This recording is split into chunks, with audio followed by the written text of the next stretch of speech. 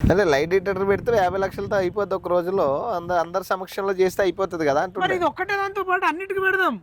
ఉమ్, live detector నీకే కాదు, మల్లారెడ్డికి పెడదాం. వాడు భూములు కబ్జాలు చేయలేవరా మల్లారెడ్డి అంటే నేను ఏడ చేయలే నిజాయితీ పరుడు అన్నాడు అనుకో, లైవ్ డిటెక్టర్ ఎట్లా చెప్తా అట్లా. పూలు అమ్మినా పూలే అమ్మితే ఇంత సంపాదించిండా, పాలు అమ్మితే ఇంత సంపాదించిండా, బోర్వెల్ వేస్తే ఇంత సంపాదించిండా అనేది అడుగుదాం. లైవ్ డిటెక్టర్ అయిపోతుంది.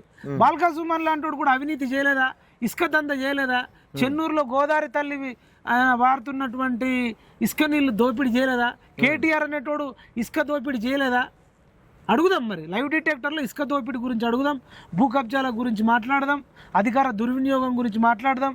వీటన్నిటి కూడా గురించి కూడా కాళేశ్వరంలో మీరు అవినీతి చేయలేరా, వీటన్నిటికీ లైవ్ డిటెక్టర్ మనం చేద్దాము. ఫోన్ ట్యాపింగ్ మీరు చేపించలేదా, వీటన్నిటి మీద లైవ్ డిటెక్టర్ ఉండాలి. గతంలో బీఆర్ఎస్ వాళ్ళందరి మీద కూడా లైవ్ డిటెక్టర్ మంచి మాట తీసుకొచ్చిండు. ఇంకేంది మరి, మరి కోర్టులు వద్దుగా, కోర్టులు వద్దు, ఏసీబీ వద్దు, ఈడీ వద్దు, పోలీస్ స్టేషన్లో వద్దు, నేను చెప్తే చేయాలి. మరి నువ్వు 10 ఏళ్ళల్లో నువ్వెందుకు ఒక్కడికైనా లైవ్ డిటెక్టర్ పెట్టలేవు? ఇదే రేవంత్ రెడ్డికి కూడా నువ్వు లైవ్ డిటెక్టర్ పెట్టాల్సింది, మిగతా అందరికి కూడా లైవ్ డిటెక్టర్ పెట్టాల్సింది.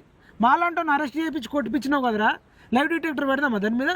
అవును, వీడంటే లైవ్ డిటెక్టర్ అంటే లైవ్ డిటెక్టర్ సిగ్గుపడుతుంది. దువ్వో గీడు అబద్ధాలకే పుట్టినిల్లు.